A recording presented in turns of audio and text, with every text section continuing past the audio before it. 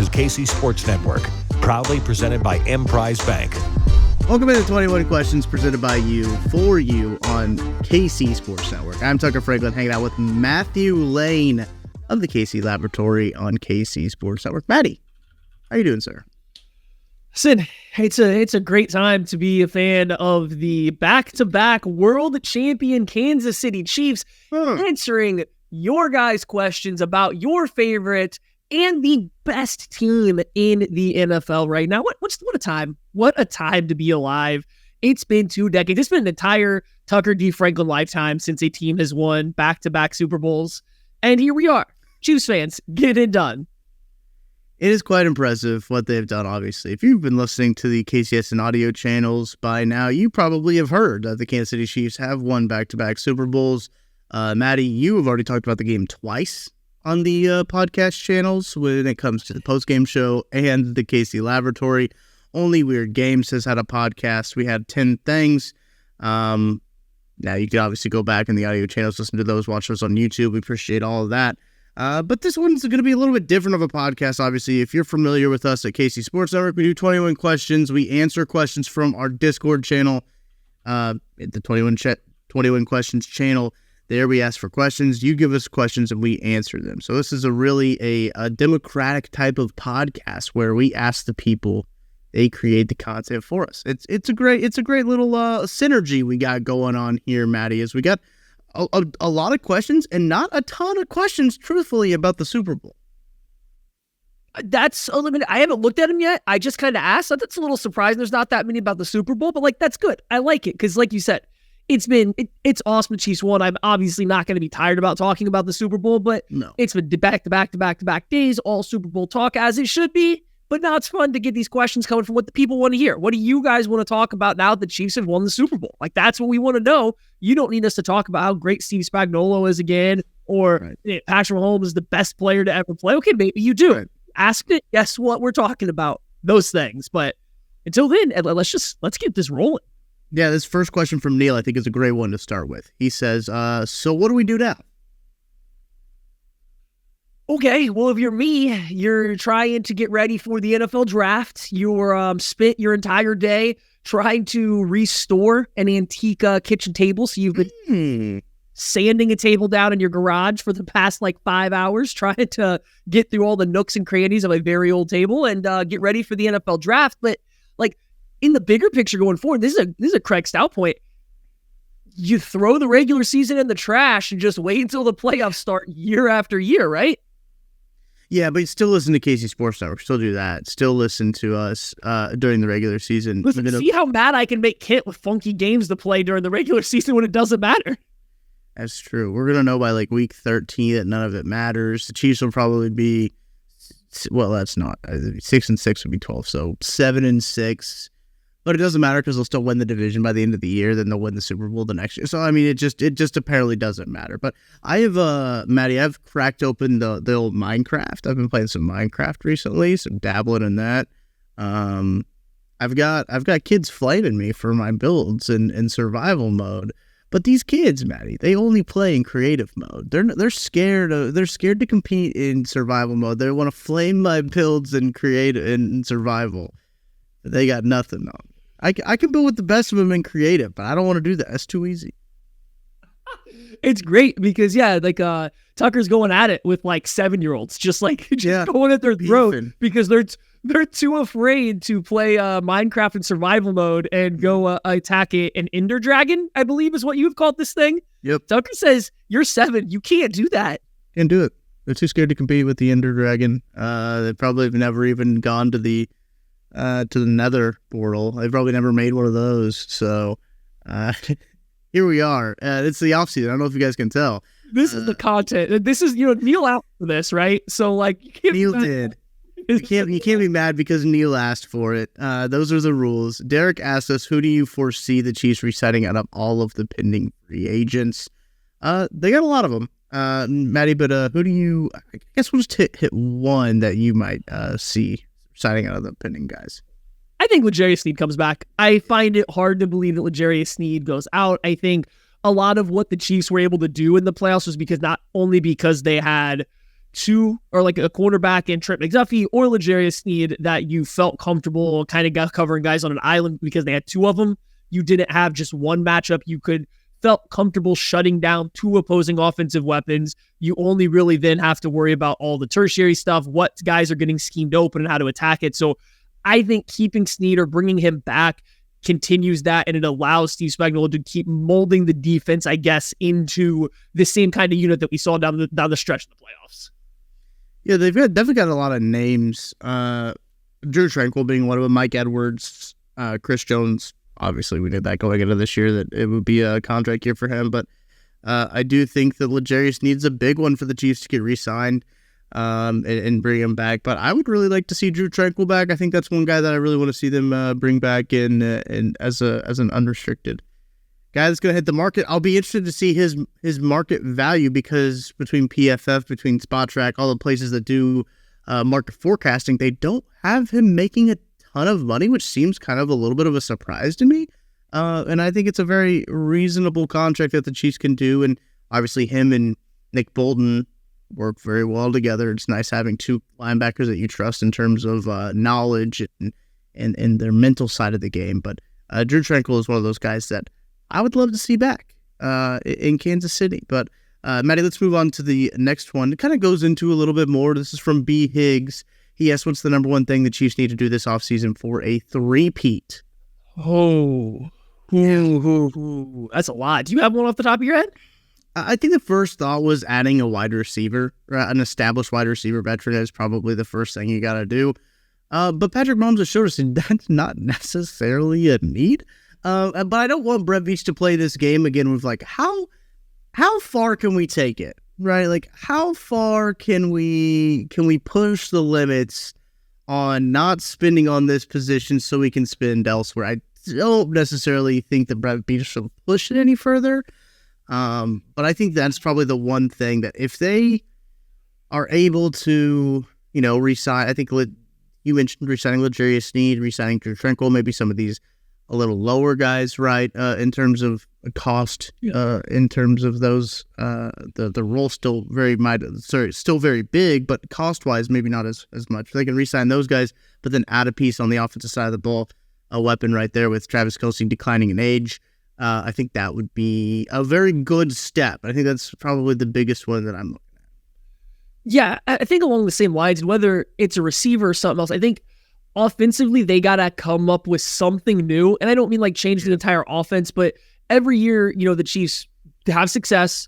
A bunch of defenses try to figure out how to stop them. They come back the next year, and it's a learning curve to get back to having a bunch of success. And so going from last year's passing attack with Juju and Travis Kelce being a little bit healthier or, looking a little bit fresher on the field, it was this zone beating short to intermediate passing attack that teams could not control all the space.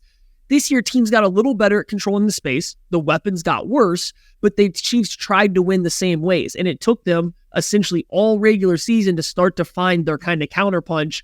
But even still, as we saw in the second half of the Ravens game or for most of the Super Bowl, they didn't really have a consistent counterpunch. It kind of became Mahomes, please save us. Mahomes, go be a hero. And he's done it. That's fine. That's always a card to play. But I think offensively, they just need Travis Kelce by himself is no longer just like the thing. You can no longer say, nope, that's what's going to be out there. It's unstoppable. You need something else. And I think Rashee Rice is on the right track to be a part of that, but they need something. So whether it's revamping the run game, and that might require, some kind of investment in a running back, whether it's a Travis Kelce replacement or future replacement, but supplement so you can play in 12 personnel like the Eagles did a couple years ago with Ertz and Goddard together, to where they're like actually weaponized and not just Noah Gray finding voices. They need another weapon to find something on offense, and they don't have that right now. Yeah, I think offensively is kind of the big focus that we have here for this offense. Yeah. I think this is probably going to be a big offensive focus because they had the youngest defense in the National Football League, and it was pretty damn good. But let's look at this next question from Arrow, the Mahomes enjoyer. He asked, is left tackle the biggest positional need for you next year? Also, how do you think Big Don played in the Super Bowl, and could you see him returning, Maddie? I don't know if it's the biggest need, because at the end of the day, you have Wanya Morris who can go step in there. If you get to week 1 and you don't have another left tackle, you can slap Morris out there and be like, hey, this offense can function. he is, we've seen it already. It's not going to completely blow up the offense, especially if that's the plan all offseason. That said, I didn't see enough from Wanya Morris to say this third-round draft pick that only saw a little bit of time and quite frankly was a liability in a half the snaps that he played, like roughly a half the snaps, is the answer for sure. So yeah, I do think left tackle's a need.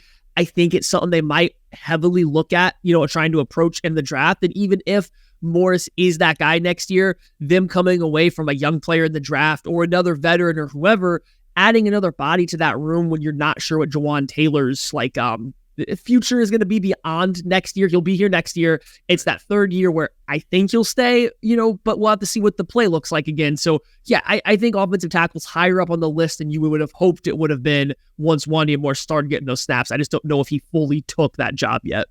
Yeah, I agree with you. I think that I wouldn't be shocked if the Chiefs take another tackle in the draft or just in terms of depth and stuff like that. So I think to answer the back half of the question, I think Donovan Smith played well enough, right, at the Super Bowl. There were a couple of times where Nick Bosa got him. I mean, Jawaan Taylor played really well, so they moved Nick Bosa over the top of Donovan Smith, which, look, Nick Bosa's an all-pro player, very good. He got Donovan Smith a few times, and Donovan Smith got by Chase Young on that. I think it's specifically early, a two-hand swipe that Chase Young did. That was a really good move to get to Patrick. But when it mattered, I didn't necessarily notice when it came down the stretch Donovan Smith all that much, Maddie.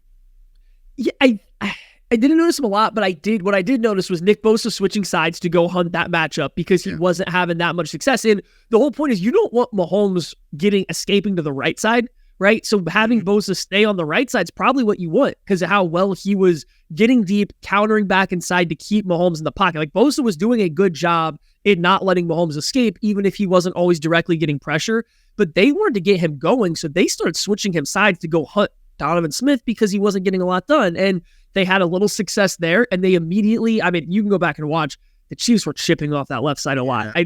Don had a fine game, especially for a veteran. He stepped in, he played great throughout the playoffs, and then he played his best ball down the stretch here, but I do think the Chiefs were giving a lot more help to the left side of their offensive line than they were the right side, as it should be if you look at the money being spent, right? That's the way it should be, but they were giving him a fair bit of help. So that's why I do think that's something they're probably going to look at addressing in the offseason.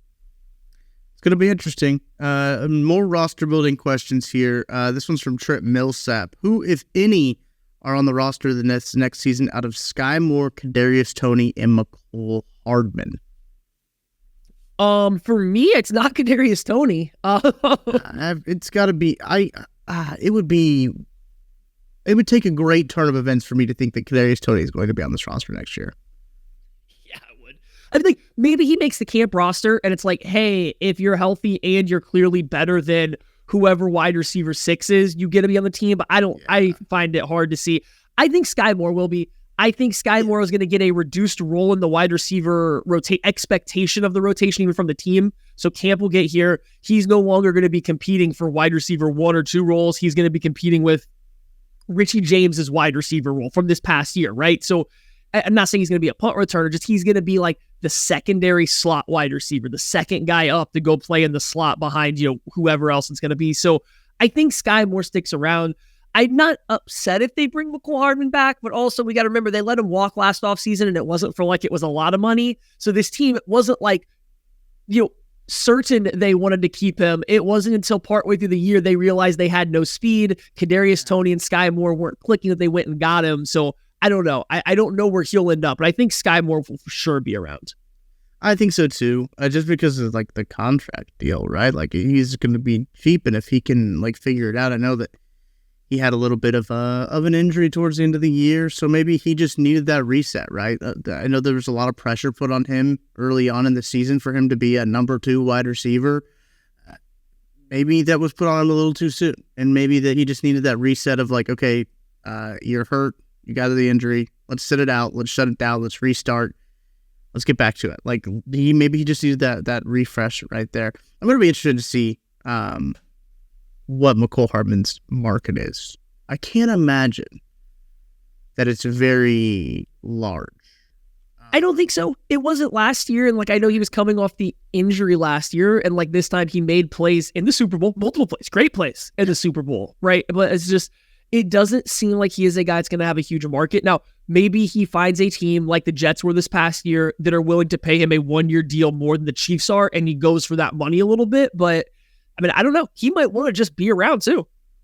True. I mean, 100%. But I think we're both in agreement on Kadarius Toney. He's kind of maybe overstayed his welcome. But kind of keeping it in the same vein, the same like wide receiver position, Craig is great asks, what type of wide receiver do the Chiefs need? All. I don't know. I go back and forth, right? Like I think the Chiefs need two things out of their wide receiver. Rashee Rice is a yak guy. He's explosive. He works in the middle of the field, and like theoretically moving forward, you expect him to be your zone beater. He's shown enough at growth as the year went along to be a zone beating wide receiver and a yak guy. Like so, I think you feel okay about that. What you need is someone to stretch the field more reliably than MVS or McCole Hardman were. So somebody with actual speed that tracks the ball over his shoulder, can catch it downfield. And two, and this is probably more important, they need someone that can just beat man coverage once in a while. Just somebody that they can go line up out there and say, hey, not even saying this is Jalen Ramsey, this is L'Jarius Sneed across from me, let me go beat him 5 times and be Justin Jefferson, but someone that if they lined up against an average starting cornerback, you don't just assume that they are going to be completely covered the vast majority of the time like the Chiefs' current wide receivers have been. So yeah, a man-to-man separator, beater, and then just somebody that can get over the top and track the football down. I like your first answer better. All. Yeah. They need all. Yeah, I don't think they're gonna turn away anybody in terms of like skill set and wide receiver room. But I do agree with you in terms of just all the wide receiver needs. But Maddie, let's take a break real quick. Let's take a break and we'll come back. We got plenty more questions to talk about. Lots of roster building questions, a couple of parade questions coming up. But stick with us. We'll be back right after this. We appreciate you supporting KC Sports Network by listening to our podcast. You have helped us become the highest-ranked Chiefs podcast network in 2022 and 2023. And don't forget about our daily Substack newsletter, the best written analysis you can find on the Chiefs straight to your inbox every day. kcsn.substack.com. Welcome back into 21 questions here on KC Sports Network. We're running through the KCSN Discord and the 21 Questions channel, answering those questions there. If you want to be a part of it, go to kcsn.substack.com, subscribe for $5 a month, $30 a year. You get exclusive content that you can't find anywhere else. Film breakdowns from this here Maddie Lane, Craig Stout, Ken Swanson. Ever heard of those guys? You also get great analytics work from Joseph Hefner, does great articles breaking down the numbers. So you get just a little bit of both sides on the KCSN Substack. Go check that out. And you obviously get access to the KCSN Discord where we're hanging out there all the time. I get in there a little bit more when the season gets done. We hang out there a little bit more, but lots of good questions as we're kind of in like a little bit of a roster building mode, Matt. It seems like a lot of people in the KCSN Discord are in some roster building off-season talk already. They're moving on. This is what happens when the Super Bowl's a regular. You don't linger on this. Like I feel like after that first Super Bowl down in Miami when the Chiefs first beat the 49ers, we probably like reveled in that for like 2-3 weeks, maybe a whole month. Just talked about the repercussions of that game, what it meant. Like, yeah, the combine comes up soon, so maybe you start to talk about the NFL combine, but it was still like all about the Super Bowl. And whereas now we're sitting here on a Tuesday. We're on a Tuesday. Tuesday morning, I asked for questions, and all these questions coming in from you guys is about moving forward and how to build this team.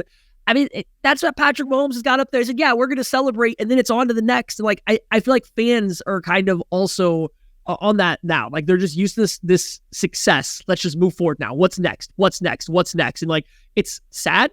I think everyone appreciates, like, sad that we don't appreciate it as much, but it's also so awesome at the same time. I got a question here from, let's see here. Oh, Rugby Fox. Yes, who is going to have the memorable parade moment this year, a la Chanel climbing the bus? Patrick Mahomes did say they're going to enjoy it until Wednesday. That's what they have given myself to enjoy the Super Bowl win as well. When the parade's done, we close it up. We're going into the draft season. We're talking already about combine content here at KC Sports Network. We'll be out there at the combine.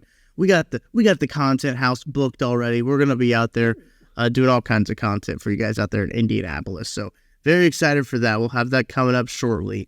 But what are your thoughts on the memorable parade moments? People don't talk about the Leo Chanel moment enough. I know that does get brought up, but like the feat of athleticism to jump up and latch onto a double-decker bus and then pull himself up is nuts.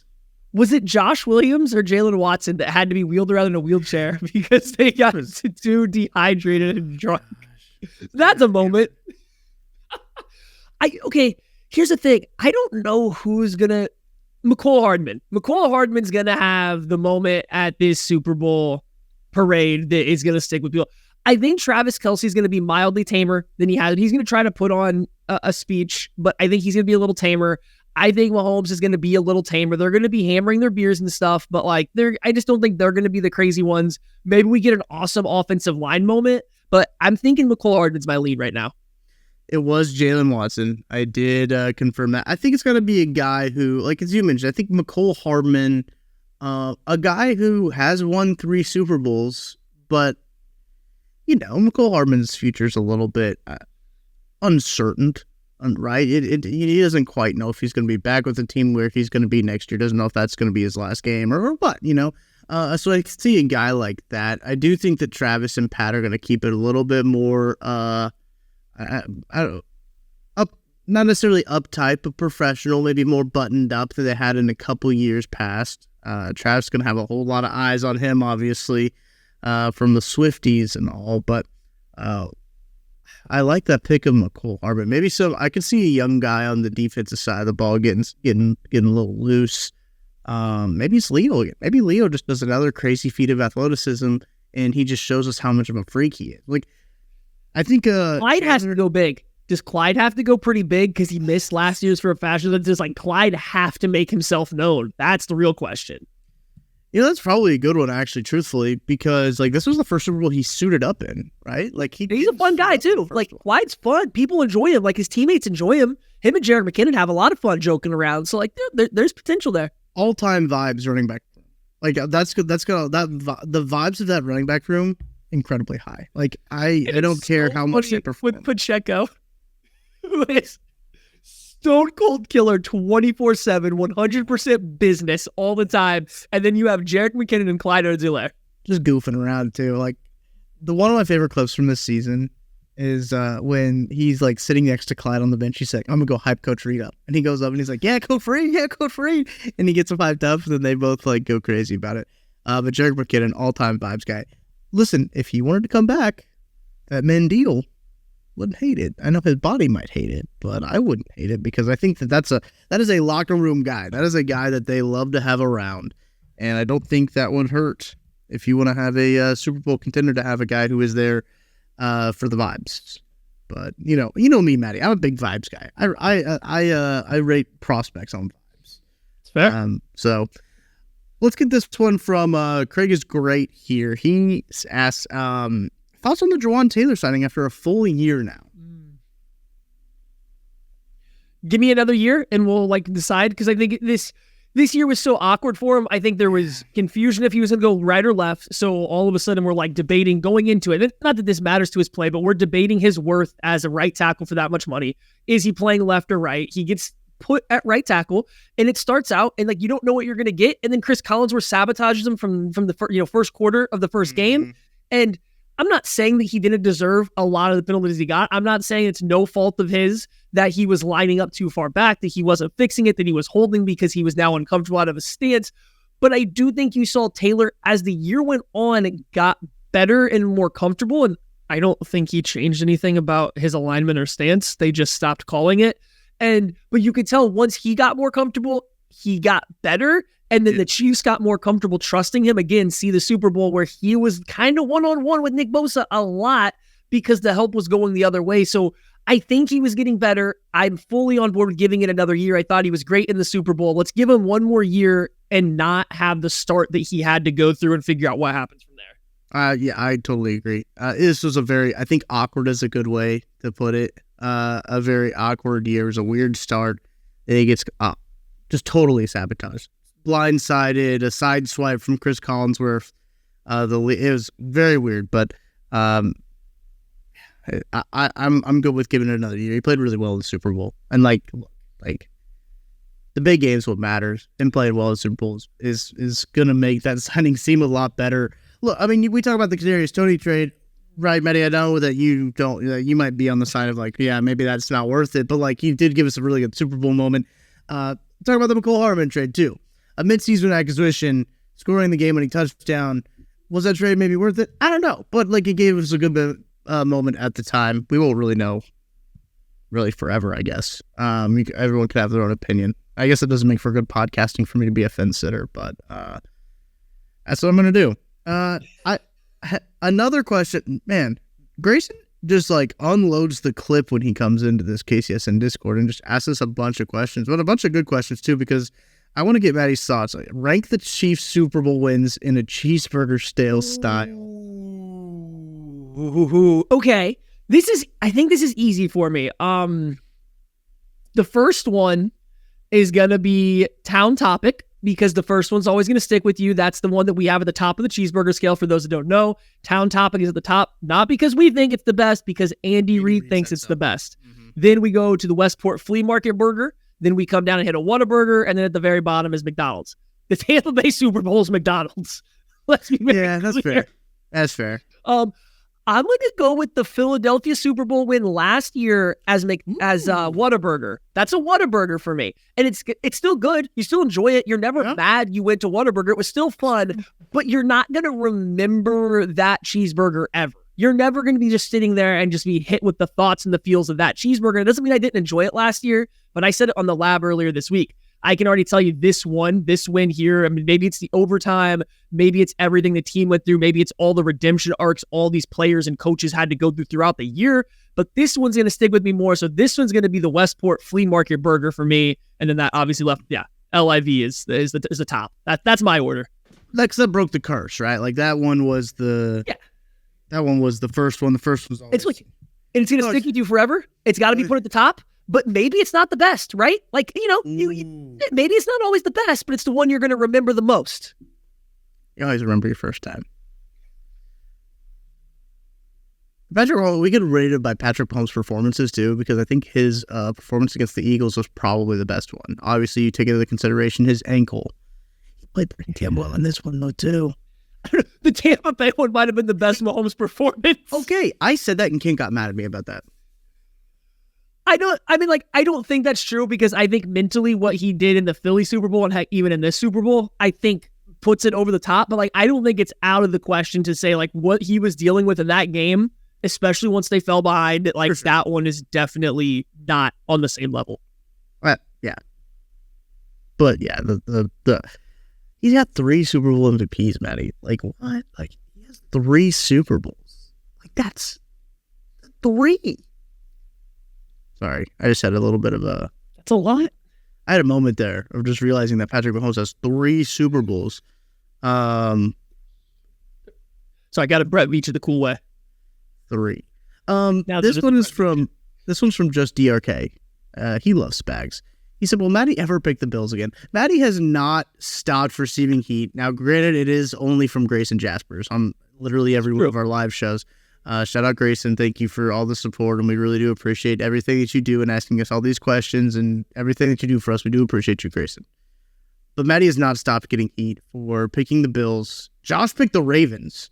People don't want to talk about that. Josh picked the Ravens in the AFC Championship game. He hasn't really gotten any heat from that. Maddie, but will you ever pick the Bills again? Yeah, if they're playing like the better team leading up to the matchup, I will pick whoever the other team is. Now, the problem is I just saw Patrick Mahomes win a Super Bowl playing with this team. So, like, how is there ever going to be a better team? I don't know. But, like, yeah, if I ever think the other team going into the game has an advantage, I will pick them. Is it going to happen often? No. Picked against the Chiefs one time in 2 years. One time. I'll do it if the time. I would do it in the regular season, because the Bills will beat the Chiefs in the regular season, but we'll then lose to them in the playoffs, because that's probably true. Yeah, so if we pick them, so Grayson, don't get upset if it's a regular season game, okay? I think you're going to only get upset. I think those are the stipulations. If we pick a regular season Chiefs loss, I think you cannot be upset about that. Is that fair? Do you think that's fair? Yeah, I think it's fair that the expectation is the Chiefs will never lose another playoff game, so we can't ever have it on the potential as a potential outcome. Okay, fair. I mean, listen, Patrick Mahomes is 15-3. Patrick Mahomes is 15-3 in playoff games, Maddie. I'm not saying I'm ever going to do it again. I don't know where we're going to go. We'll have to see how the teams are playing, right? It's just funny that the stipulations, oh no, we can't pick them against them in the playoffs because, like, well, yeah, no, I mean, logic is sound, but also the Patriots went a decade without winning a Super Bowl. Like, the Chiefs will eventually lose the playoffs. Maybe. Don't you say that, Maddie. Maybe. Blasphemy. That's an insane stat, by the way, that Patrick Mahomes is 15-3 in the playoffs. What? He's lost one playoff game in regulation, Doug. What? One in regulation. It was an AFC championship game, right? No, it was a Super Bowl. Oh, it was a Super Bowl. Oh, yeah. Oh, yeah. Just a Super Bowl. He lost in regulation. The least he's done. Oh my gosh. Sorry. This has almost turned into a Patrick Mahomes tangent podcast. Maybe you guys wanted that. But Maddie, this question is for you. Trip Millsap. Who's your current favorite UFC fighter? And then he asked me about my favorite. I'm going to say Alex Pereira is my favorite right now because he's just so fun to watch. And I love the fact that I can't understand him speaking Portuguese on all of his social media videos, but they all are still hilarious. I don't really know what's happening, but they still make me laugh, and he's really good. I do love Volk as well. He is fighting. Trent also asked, does he win this weekend? Yep. I think so. I think he's taking this more seriously than he took his last fight camp. The last fight camp was all about the money to take a fight on a short notice. So, yeah, Volk's up there. He's probably number 2 for me. I think he wins this weekend, but Pereira is my favorite fighter right now. Do you have a favorite UFC fighter? No, I don't have any UFC. No. Okay. Real quick. I don't know if the question's come up. Who's your favorite WWE wrestler right now? Braun Breaker. Let's go. It's not R-Truth, but it's a good answer. R-Truth is he's true. He's got a good storyline. Yeah, I really do like Roman Reigns. I know he's like the heel right now, but like, I like Roman Reigns a lot. The way that he's awesome. Bobby Lashley had a really good fight on Monday against Big Bronson Reed, who it was. Yep. Bobby Lashley still jacked for being 50-something. Crazy what steroids will do. But I very much do enjoy watching the sports entertainment there that they put on at the WWE. Okay, Maddie, let's take a few more questions here. Yeah. Let's look ahead. Let's look really far ahead, because Kyle C asked us, and I saw this on Twitter a few times too. Like literally the day after the Chiefs won the Super Bowl, people were already asking the question that Kyle C is asking us here: who is coming to Arrowhead Week 1 to play the Chiefs? We know the opponents already. Like it's easy to kind of lay it out. I believe Joel and we know them.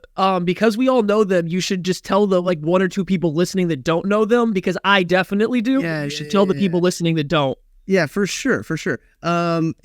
Off the top of my head, I believe the Chiefs play the AFC North and the NFC South in terms of the conferences they're playing. So I'm definitely not pulling up an article here and reading out that the Baltimore Ravens, the Cincinnati Bengals, they'll obviously play the Broncos, the Raiders, the Chargers, and they'll also play the Texans, Saints, and Bucks at home. Like, those are the home teams that they can open with. Ravens, Bengals, Broncos, Texans, Raiders, Chargers, Saints, Bucks.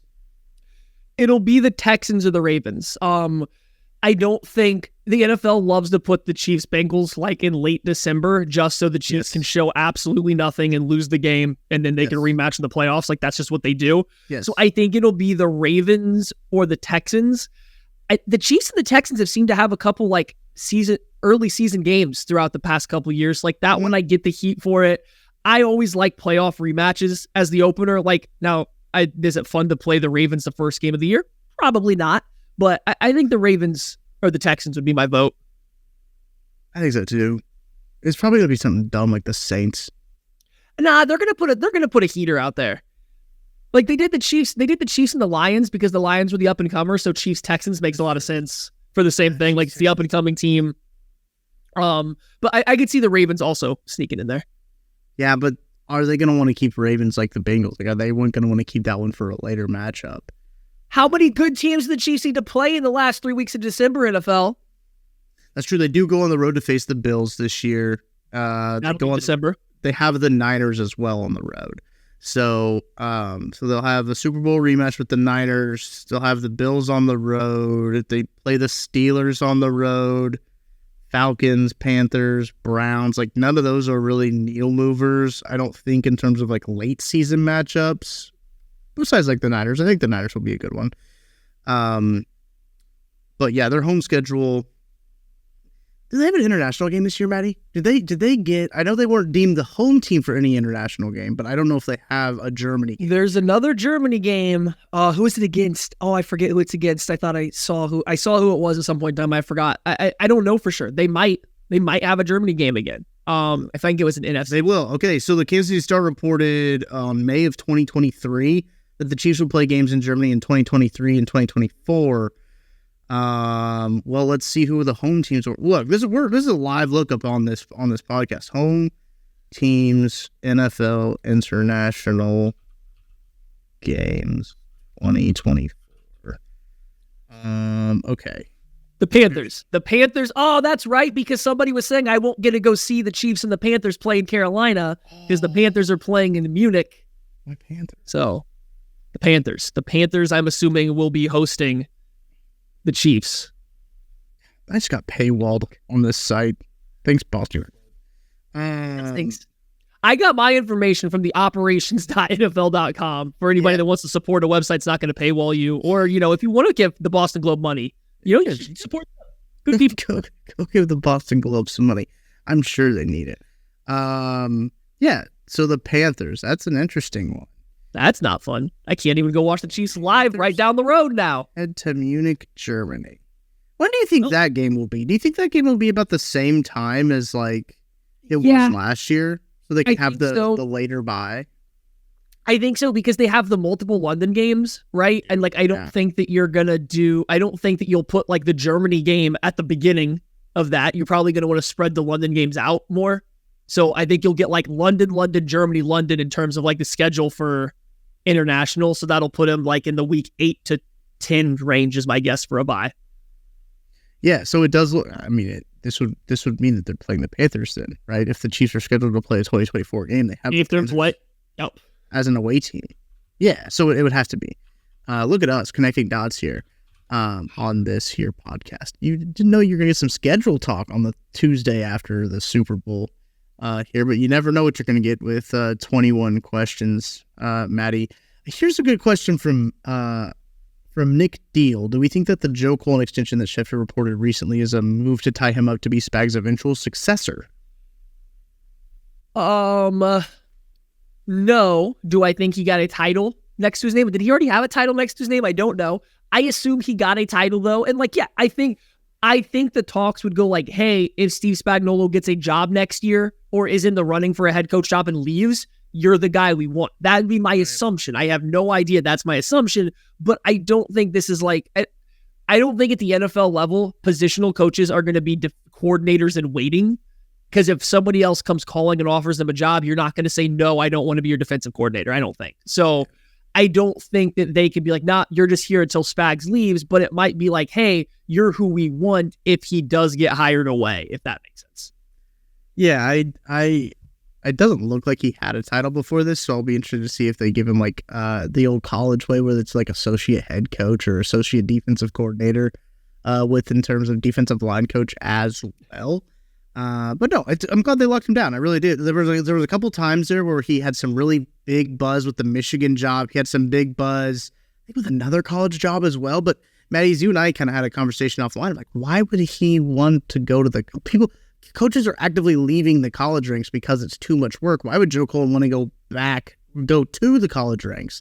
To have to recruit all the time? Like, it doesn't seem like something that would be very enticing. So keeping him locked up with Steve Spagnuolo, I think, is great.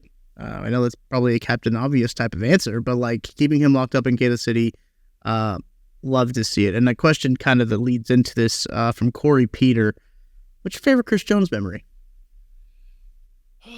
Well, Combine? Combine's up there. Yeah, I was going to say, Combine's pretty darn good. Man, I don't know. Okay. The Combine, and then Andy Reid falling into his lap on the field at the Super Bowl after Chris Jones started the year watching the team play from the stands. Like, It's just this whole last season is going to be my memory, right? Like, it stinks and it's going to be some negative and some positive in it, but like I think that also it's like the perfect encapsulation, right? Like just everything that how he has been as a player, how important he's been to this team and their Super Bowl runs, and he has such a big impact in the playoffs and in the Super Bowl and getting that third ring.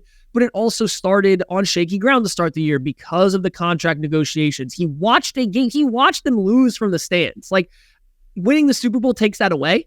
But also, once you flip that switch and the talk now becomes entirely about numbers between the numbers people and his agents, that gets remembered, right? That's almost thing against, like, that's going to be the whole thing. His arc from combine to sitting in the stands watching the Chiefs lose to Andy Reid falling into his lap in celebration on the field after the Super Bowl. Just an insane. I hope he changes representation. Like, I hope he does for himself. Yeah.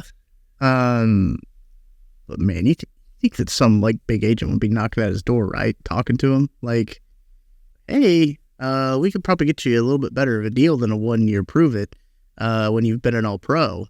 But, you know, who knows? Maybe they can't. Maybe it's hard. Maybe it's hard to be an agent in the NFL. Who knows? But all right, Maddie, let's do a couple more questions here. Yeah. I like this one from Lee87. He says, Tucker, how far do you think you could kick a field goal, and can this be an offseason KCSN fundraising event somehow? I don't know if it's like a Tucker versus Butker type of deal. That's what he suggests here. That I can't kick field goals very well. Can you outkick Gronk? Can we get Gronk and you to have a field goal off? I would feel more comfortable about that. And I think that my kicking connections could help me out in this. I have some connections to people who do kick footballs for a living. He doesn't anymore. Western Michigan, he was their field goal kicker actually the same year when Sky Moore was a senior. I have a story about almost golfing with Sky Moore. That's a story for maybe another podcast. But a threesome that fell through, truthfully. But I do think it would be a fun fundraiser to do as like a KCSN combine is something that I've kind of wanted to do. Like, we all know that, like, Maddie, you'd probably like wipe us in a lot of the things, but it would just be fun to see Kent try to run a 3-cone. He refuses. Anytime we were at field, we were at a mock field outside of the Star in Frisco, Texas, and I asked Kent directly, hey, let's do it right here, right now. And he said no. We can say whatever we want on this podcast, too, because we know he's not listening. So I would say, I'll say it to his face. He turned it down, and we were at a field.